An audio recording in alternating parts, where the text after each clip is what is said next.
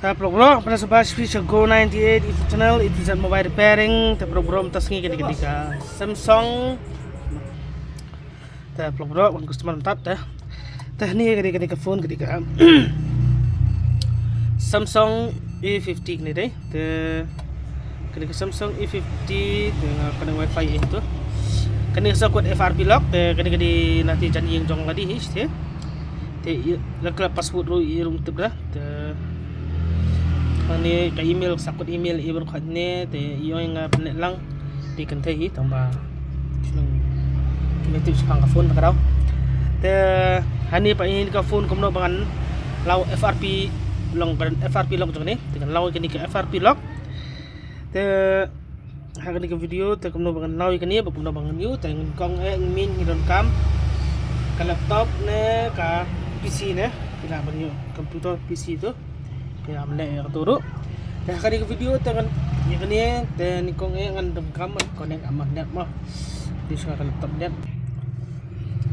pelopro tak pilih ini betul ini hang ni ketika tool ketika tool hang ni mentah ni ngan connect kani buat ke laptop ngan flash kani one click back SIM dan ni charger phone oke dan sini naik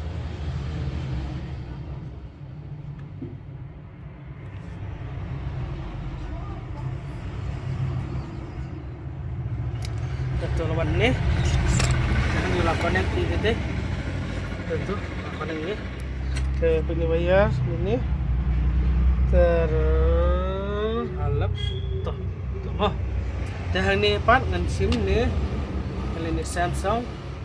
dah ni part dengan air ini remove 2020 mah tu dah ni dah ada klien teh klien ni tentang wan ni phone sekarang sekarang kau ke option ni menu ke allowed sipang tak sipang kalau remove ke FRP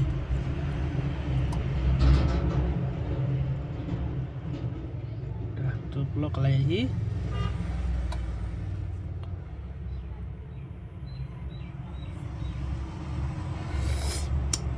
ni ladak ni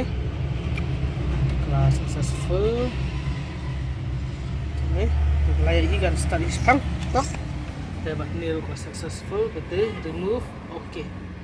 cak Samsung ladak ni ni 50 tinggal ni ispang apang kena kelong kan HBP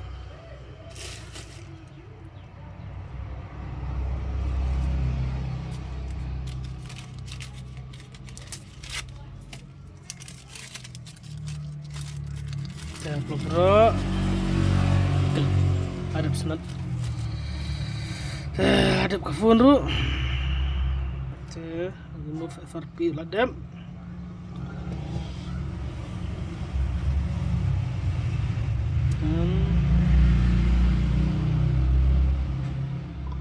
skip stop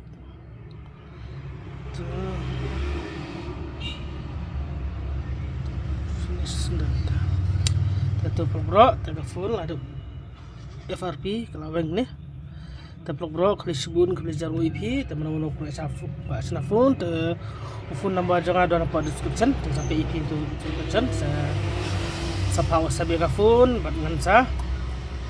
Sapa WhatsApp, ban sapa ya phone JP lah ada video jemput ban pasna. Tapi bro, kalau sebut kalau jarum IP, please saya like, saya subscribe lang ya kan YouTube channel jangan. Tidak lang kabel saya share lang. Kalau sebut kalau jarum IP.